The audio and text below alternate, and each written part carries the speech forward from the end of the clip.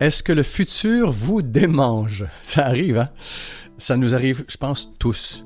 On voudrait savoir ce qui va se passer, quelle direction ça va prendre. Est-ce que je prends la bonne décision? Ça concerne souvent les relations amoureuses. Ça concerne quoi? La vente d'une maison. Ça concerne le travail. Ce sont les 3 thèmes principaux. Ça peut concerner évidemment la famille aussi, à l'occasion. Et ça nous amène à aller voir des gens qui vont nous aider à entrevoir ce qui s'en vient. On parle de voyance, on parle de médiumnité et on parle de tarologue.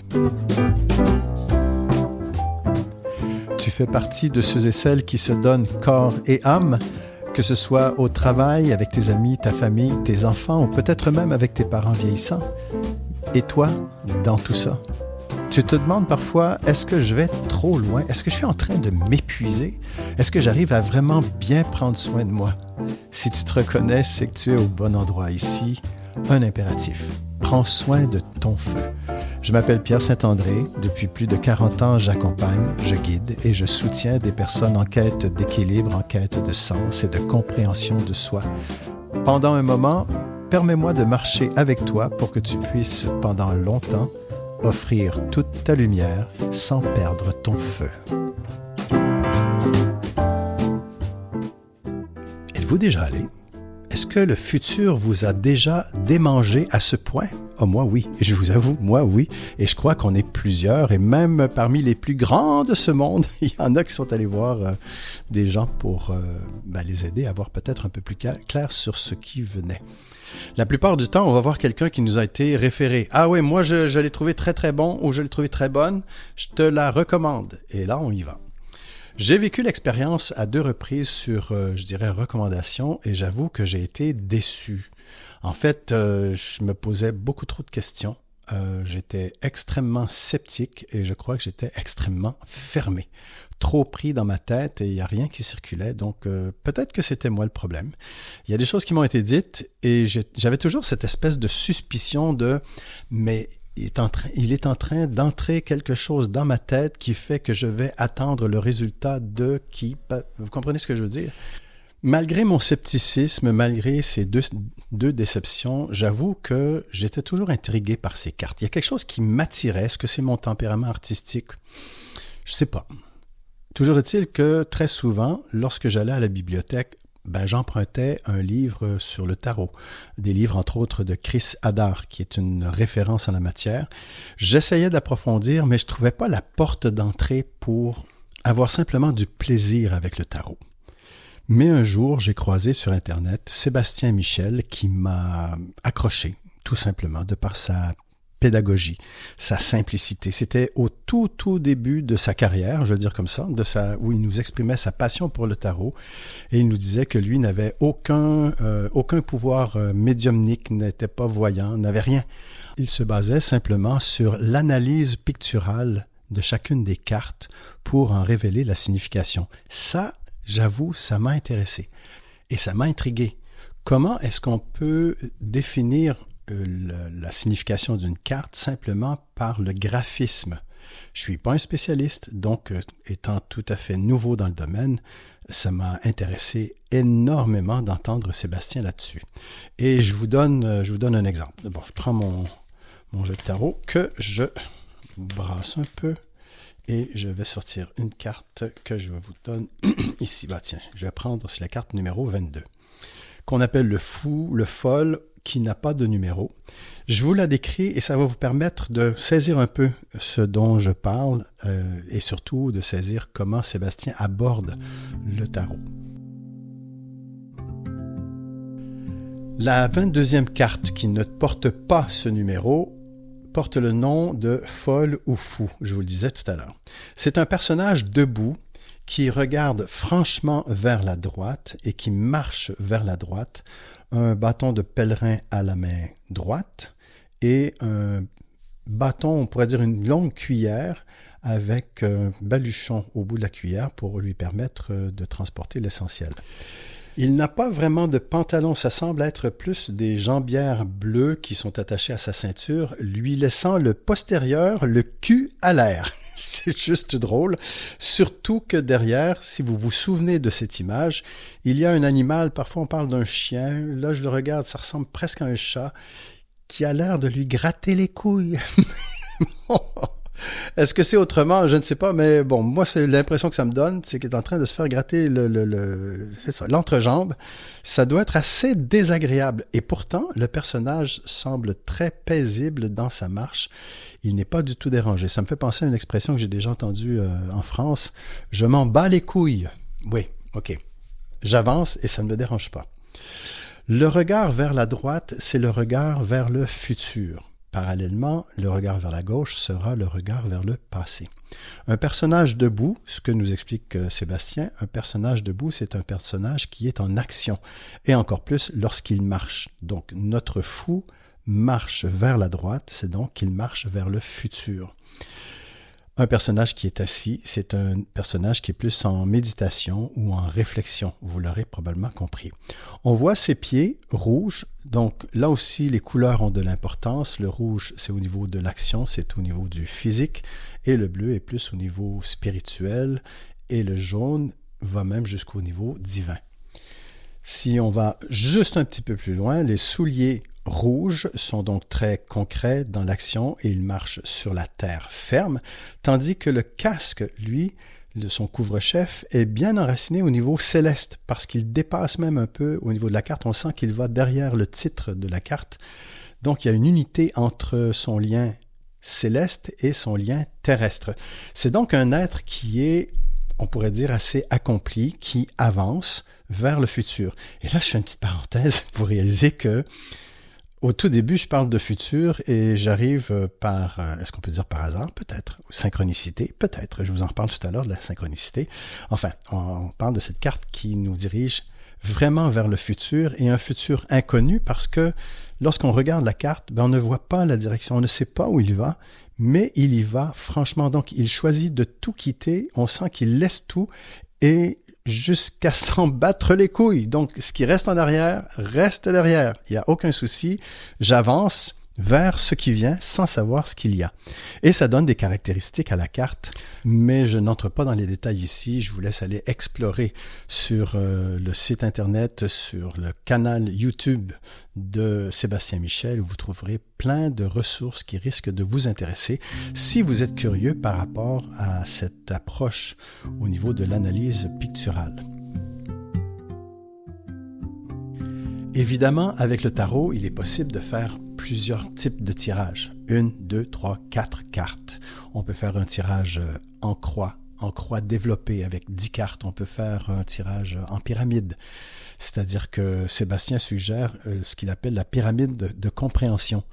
On prend une problématique et on pose la question au tarot. Peux-tu me dire, donner des indices sur ce qui s'est passé par rapport à telle problématique?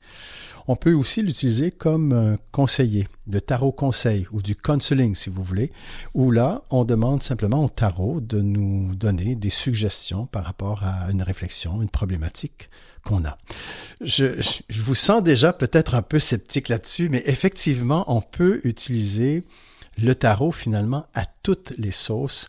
Et dans quelques instants, je vous explique un peu pourquoi, parce que sur le plan, je dirais, théorique, c'est Denise Roussel qui, en ce qui me concerne, l'a le mieux expliqué dans son livre « Le tarot psychologique ».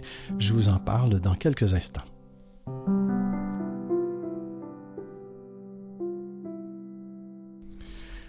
Denise Roussel était une psychologue hors norme. Je dis « était » parce qu'elle est décédée déjà depuis quelques années et que son livre « Le tarot psychologique, miroir de soi » date quand même de 1984. Pourtant, je le trouve encore très actuel et je vous explique un peu pourquoi. Denise était hors norme parce qu'elle s'intéressait à ce qu'on appelle la parapsychologie, c'est-à-dire ce qui est juste à côté de ce qu'on reconnaît dans les normes très cadrées de la psychologie officielle et de l'Ordre des psychologues du Québec d'aujourd'hui. On parle donc de phénomènes de télépathie, de télékinésie, de psychokinésie, je ne sais pas si j'en oublie. Elle s'intéressait aux phénomènes psychologiques de l'auto-guérison et elle s'intéressait aussi à l'effet du tarot sur le psychologique, d'où son écrit « Le tarot psychologique ». Un peu plus tôt, je vous disais que le tarot pouvait servir à peu près à toutes les sauces. Denise explique un peu pourquoi. C'est parce que chacune des cartes comporte tellement de possibilités de sens à cause de sa charge symbolique que l'inconscient peut y retrouver tout ce dont il a besoin pour s'exprimer. Vous imaginez donc, le tarot est un miroir. L'inconscient utilise ce miroir chargé de symboles de toutes sortes pour faire comprendre au conscient quelque chose. Ça devient un outil qui peut être drôlement intéressant au niveau de l'accompagnement ou simplement au niveau de notre cheminement personnel pour se comprendre soi-même, pour s'aider soi-même à voir qu'est-ce qui se passe en soi.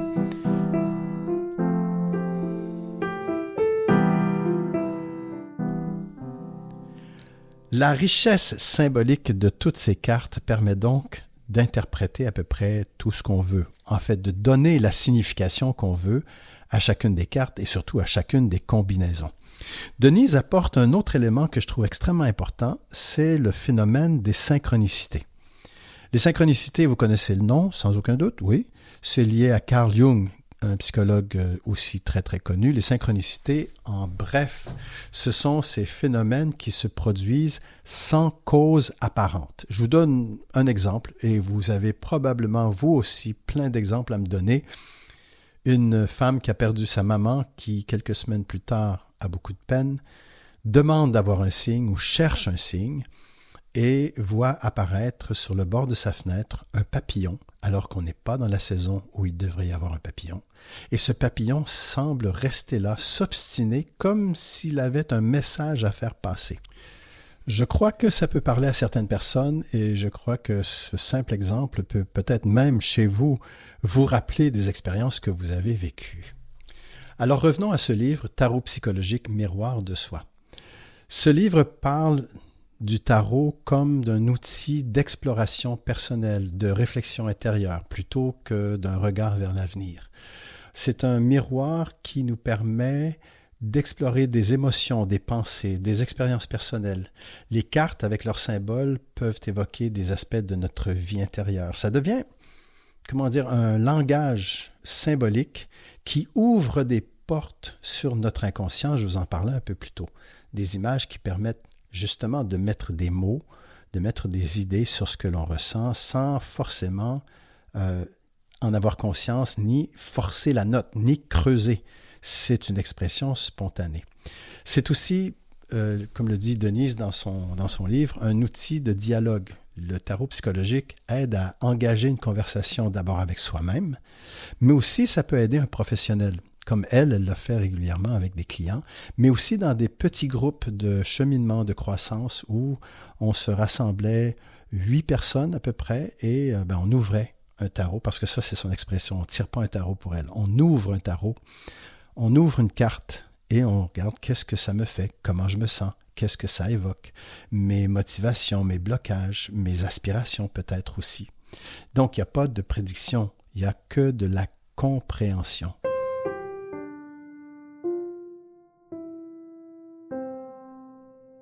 À partir de mon humble expérience, j'aimerais vous partager quelques points que je trouve importants. Le premier, c'est une question qui revient assez régulièrement. Est-ce que le tarot prédit l'avenir? Pour moi, la réponse est simplement non. Le tarot va donner un portrait quand même assez précis de ce qui se passe présentement, va éclairer très souvent d'où vient la problématique et va donner une direction à partir des énergies du moment, là où ça peut aller. Mais ça ne veut pas dire que ça va se réaliser. Ça veut dire que si vous ne changez rien, ça risque de se réaliser. Je ne sais pas si vous saisissez la nuance. Je vous donne un exemple un peu simple. C'est une femme qui est venue me voir pour un soin énergétique et pour un tirage de tarot qui demandait « Est-ce que je vais avoir un enfant ?» Mais lorsqu'on a regardé son contexte professionnel d'abord, où elle vivait des tensions très grandes, des insatisfactions, des défis relationnels énormes à l'intérieur de son travail, où avec son couple, c'était pas toujours très clair, au niveau familial, c'était très exigeant. Finalement, dans les énergies du moment, il n'y avait pas de place pour un enfant, et c'est ce qu'a révélé le tarot. Il n'y aura pas d'enfant. Si on suit au tarot et qu'on le prend à la lettre, On pourrait dire, il n'y aura jamais d'enfant. Non, c'est pas ça. C'est qu'il n'y a pas d'enfant dans le contexte présent. Mais si tu changes quelque chose, si tu te reposes, si tu règles des choses par rapport au travail, là, ça va changer les énergies et ça va ouvrir des possibilités. Vous comprenez avec cet exemple ce que je voulais dire? Ça ne prédit pas l'avenir, ça prédit ce qui risque d'arriver si vous ne changez rien dans ce qui se passe maintenant. Un autre point que je trouve très important à se rappeler, et ça vient de Alexandre Jodorowsky, que j'aime beaucoup aussi dans ses livres, c'est que le tarot n'est qu'un jeu de cartes. C'est tout. On en fait ce qu'on veut. On joue avec, on interprète. Il faut rester dans le jeu. Il faut rester dans une forme de jeu de théâtre où nos personnages sont ici sur Terre pour jouer avec les énergies, jouer avec les rôles, jouer avec ce qu'on a à faire. Pas trop se prendre au sérieux, très, très important. Pour le prochain point que je trouve absolument essentiel, je vous raconte une histoire. C'est une femme qui se présente au bureau du médecin. Elle a un problème de santé, mais elle s'assoit et attend que le médecin devine ce qu'elle a pour croire qu'il peut l'aider. Vous avez compris ce que je veux dire?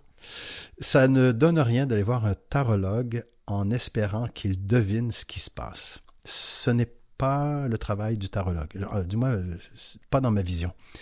C'est un travail d'équipe. Vous vous présentez et on travaille ensemble pour trouver les pistes qui vont vous aider à mieux comprendre ce qui se passe, qui vont vous aider à réfléchir peut-être autrement. Peut-être que ça va même vous donner de nouvelles idées pour avancer.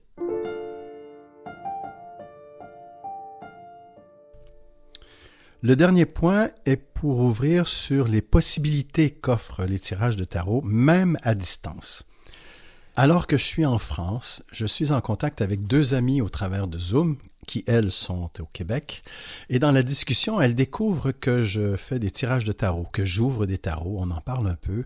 Et au final, elles me disent « Ah, mais ça m'intéresse, j'aimerais essayer, j'y crois pas vraiment, mais avec toi, oui, peut-être.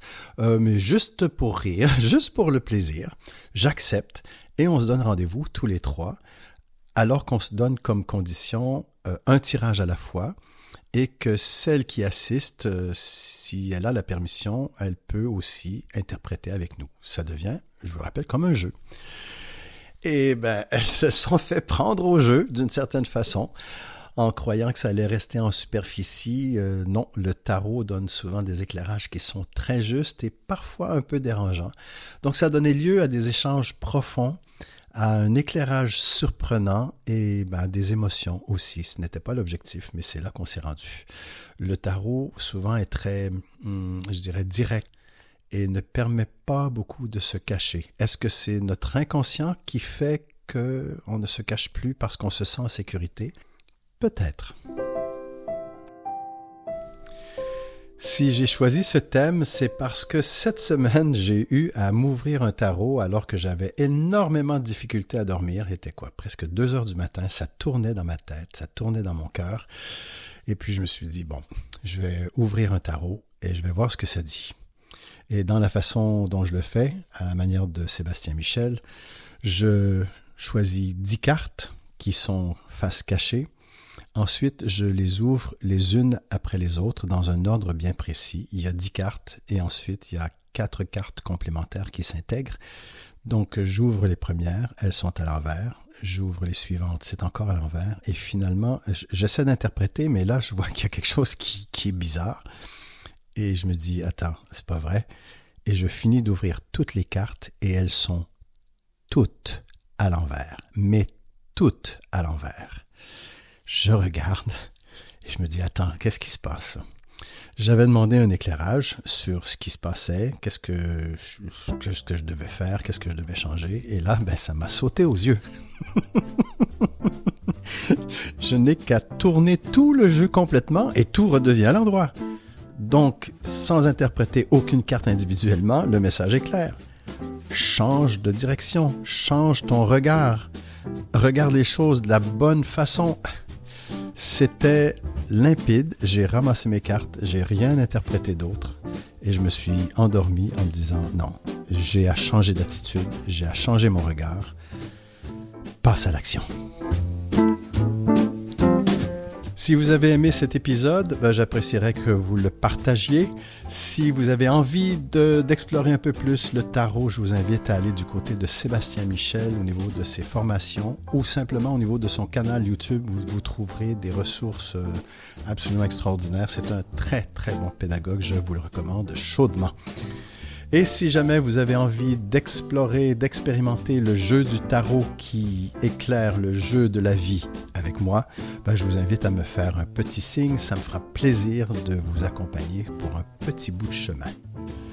Merci de m'avoir suivi dans cette réflexion sur le tarot et la façon dont il peut nous accompagner dans la vie, que ce soit pour éclairer une situation, ouvrir des perspectives ou simplement pour jouer avec les symboles. Le tarot, c'est avant tout un outil qui invite à la curiosité et à la découverte de soi. En terminant, je serais curieux de savoir, avez-vous déjà expérimenté le tarot ou un autre outil symbolique ou introspectif? Si oui, comment ça enrichit votre réflexion ou votre parcours personnel? Et sinon, pensez-vous que ça pourrait vous intriguer ou vous apporter quelque chose?